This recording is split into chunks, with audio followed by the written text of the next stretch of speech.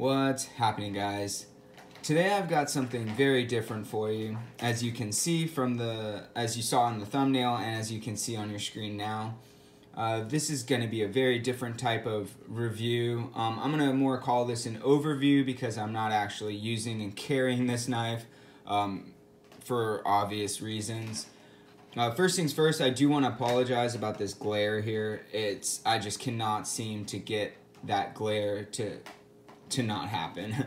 As you guys well know, I pretty much use natural light for most of my videos, and I don't really have the option to move my blinds at the moment. So it's, yeah, it is what it is. I apologize for that glare right off the bat. I will obviously be turning the handle so you don't have that glare at all times, but right now you're gonna see that glare, and I apologize. So the reason I'm doing this overview today, and the reason I have the pleasure of doing this, is because the maker of this, I actually work with him. He's actually my supervisor at work, and he has been making knives for a few years now. He's very fresh into the knife making. He started just doing stock removal, essentially. For those of you guys that don't know, like, just get the stock and whatever thickness you want your knife to be finished in, and then cut the shape of your knife out and grind your bevels, essentially, and then you make a handle.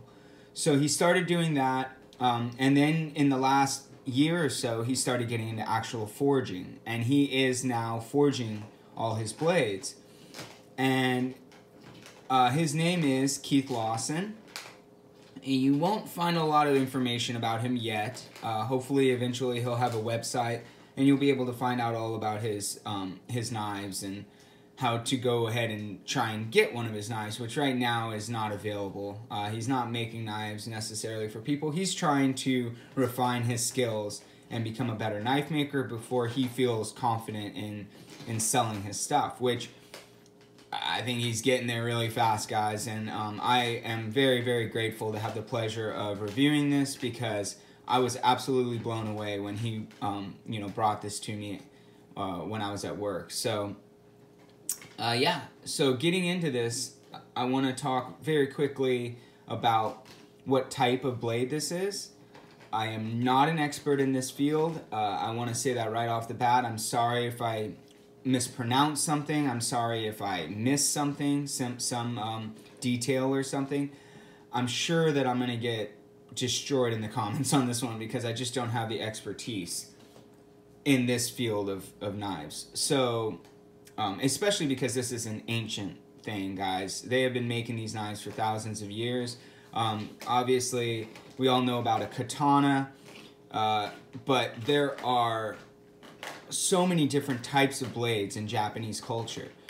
In this case, what we would call this is a Tanto. Apparently, I mean, it's hard to say because there's so many different types of Japanese blades, but a Tanto is right around this size. It's a straight blade. It was used as like a sidearm, like a dagger to their main sword, like a katana or one of the other umpteen different swords that they have in Japanese cultures. They have different ones with different curves, different lengths. There are so many different blades in the Japanese culture, like samurais carried and stuff like that in battle. So, first things first, I want to talk about the construction of this, but I do want to just briefly, quickly show you what we're looking at. Yeah, guys, that is beautiful, right? So, a Tanto, like I said, is a straight blade about this size. I'm going to go ahead and grab a tape measure. So we got about a 9-inch blade to the habaki, or, we could kind of call the ricasso, or so, that guard going into the blade. Essentially, it's like a cover. But, so you got about 9 inches to that, and you're looking at about maybe a 5 3/8 handle, and overall length of about 15 1/8, about 15 1/8 approximately. So it's a nice size for what they would consider a sidearm at that time. It's a very, very light for what it is, essentially. But I'm going to talk about the construction now. And what we have here on the actual scabbard and the handle, which is like this cover, also known as a saya. Again, I'm sorry if I'm pronouncing any of these incorrectly. And what's the handle? This is made out of paduk, which is a wood. I mean, it was resourced all over the planet, but essentially in tropical locations, essentially like Southeast Asia, I believe, and like a lot of different, you know, it's in parts of Africa. I think even like parts of the Caribbean and stuff like that. I'm not sure precisely where it was always coming from, but it is, I think, mostly sourced from Africa now. And paduk's a great wood. I mean, it's been used in all different types of things, from railroad cars. I mean, just so many things. But it's used in like fine, you know, fine furnitures now and all kinds of different things. But yeah, very beautiful wood, very strong. It's about the same weight as something like oak, but I think even more strength ratio than oak.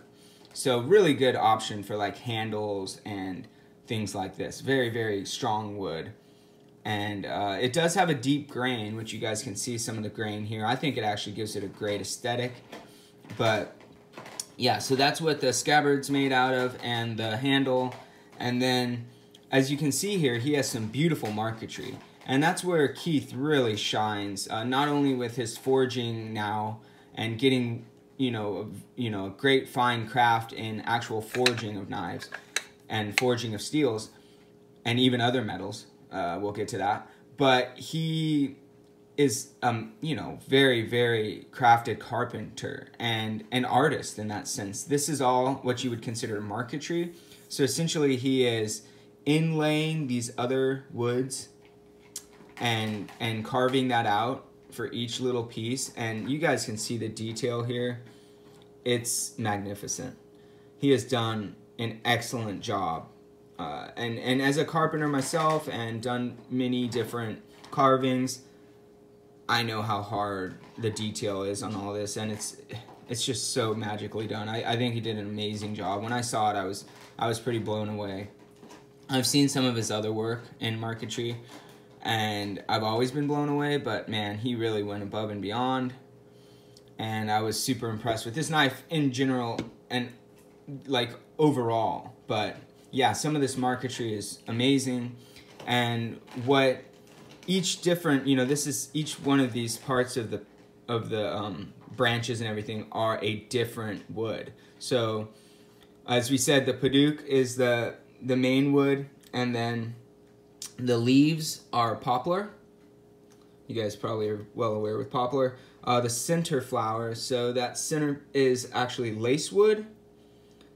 The petals are ash wood, and the stems are walnut, for those of you guys that are wood connoisseurs in some way, shape, or form. But yeah, just amazingly done, guys, and it's hard to even get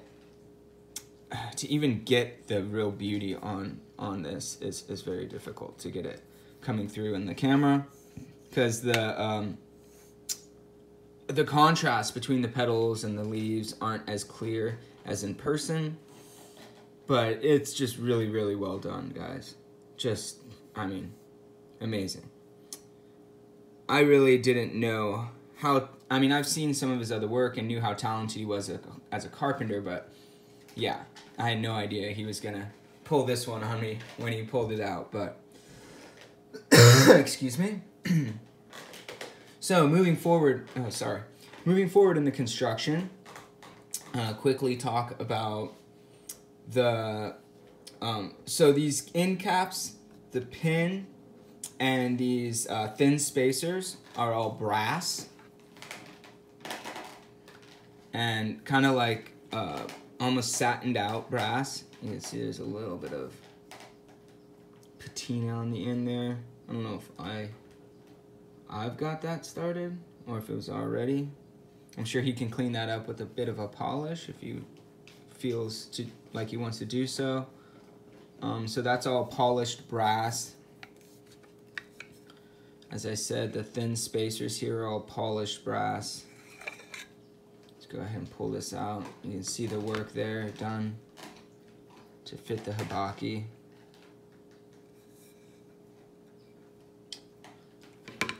And then fit it around the habaki. Beautifully done. And then the pin is brass as well. And then the habaki itself is solid copper that's been forged and punched. Or I'm sorry. So the habaki is solid copper and it was forge punched. I think traditionally they were folded and soldered, but this is actually just forge punched, and then just like it looks like he did like a sand polish type of thing, which, you know, I mean, I know he's gonna probably be, he's the worst critic than I could ever be, but you know, that's one thing he could have refined better is the sand pattern on the copper.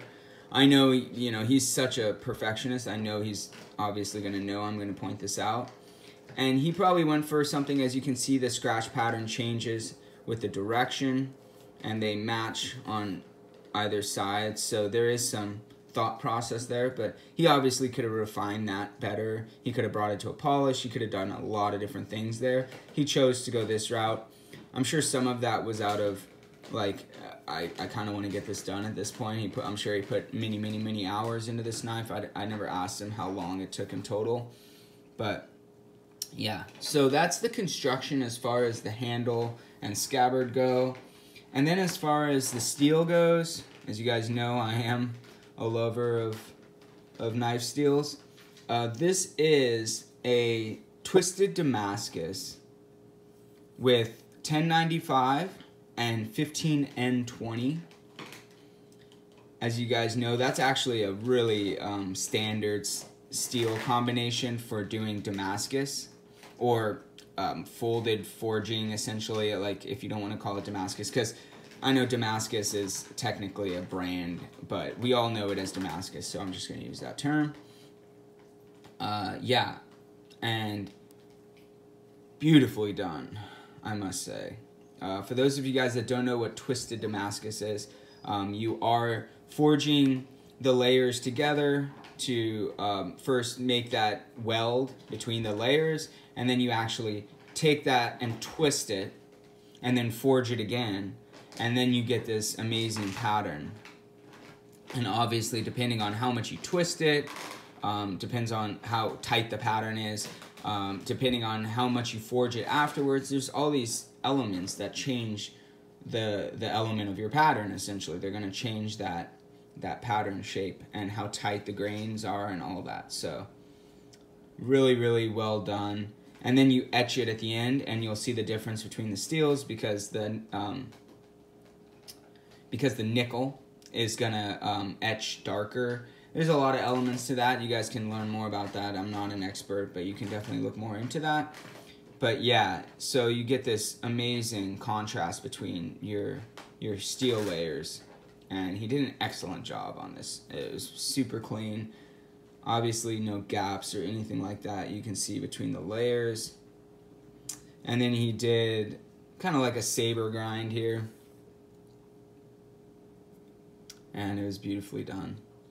This doesn't have a secondary bevel put on it. It's pretty much zero ground at this point.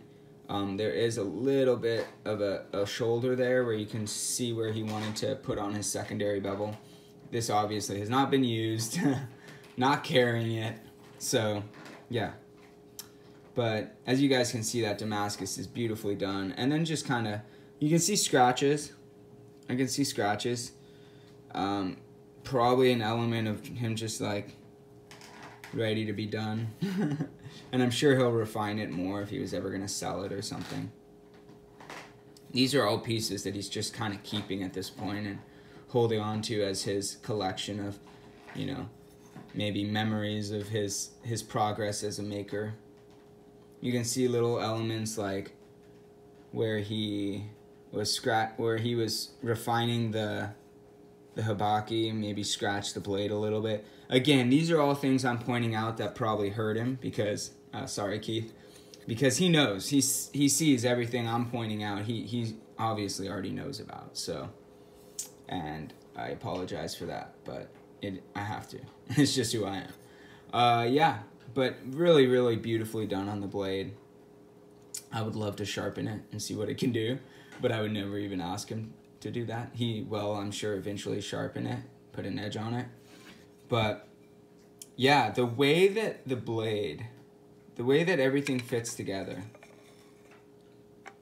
and how tight everything is really, really magnificently done. And this is from someone this is literally his 5th knife he's made to complete.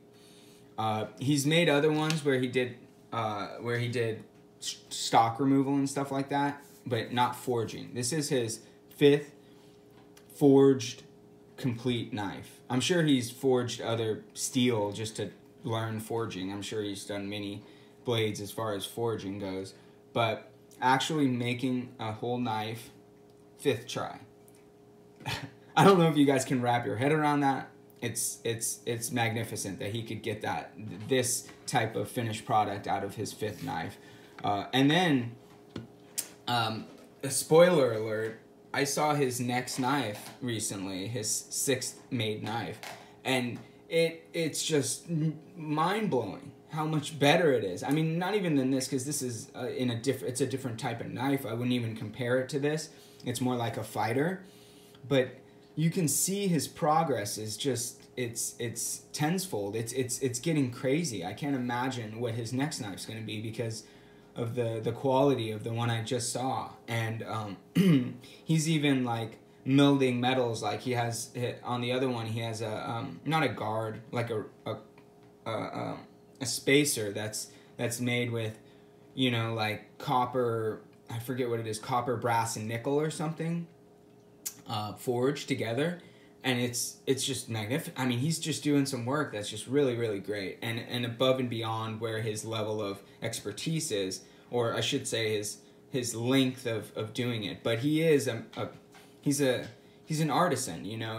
His carpentry work, I've always been impressed by his knowledge as a carpenter. Not only that, but then like now getting into forging blades and how quickly he's learned and how quickly he's not mastered, but, you know, really, really taking it to the next level. And I'm super impressed. And that's why I decided to make a video about this, and the fact that he allowed me to do that. Thank you, Keith. I'm super impressed, though. And I'm just looking forward to what comes next for him because, I mean, I can see this thing selling for a lot of money, especially if he fully refines it and gets it to the point of like show level, which I would assume most people would probably think this is show level. I mean, it's absolutely gorgeous. If you see it in person, it's even better than what you're seeing here on your screen. But just, oh, magnificent, guys. Really, really well done. And I just look forward to his progress as a knife maker. And I think everyone should keep an eye out for this guy. If you're into this type of blade, this obviously isn't something you're going to be carrying on your side. You just have it on your wall, essentially. And I would definitely have this on my wall. And I really look forward to seeing where it goes for him, because he could easily become a well-renowned knife maker in his time, I'm sure. I mean, he's still young. He's making all these knives on his essentially few hours of his Saturday, essentially.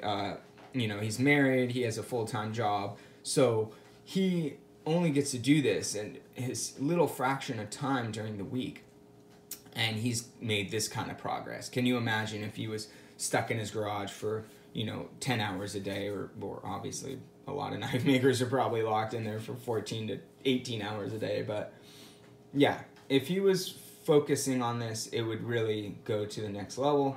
And I think even just where he's at now with the commitment he's able to make now, it's on another level. And I'm so impressed by what he's doing. And I'm so happy that I was allowed to do this video about it. Again, I want to thank you, Keith, and I want to thank you guys for watching. I hope you enjoyed this. I know this is definitely a different type of video, and you're obviously not watching this because you're going to go buy one of these. I wish you could. And maybe one day we'll all be looking back on, oh yeah, this was the first video on a Keith Lawson knife. And I have a feeling that's going to be the case. I have a feeling that he has a very, very bright future in front of him as far as a knife maker goes, and I can only imagine it getting exponentially better and better with every blade he makes.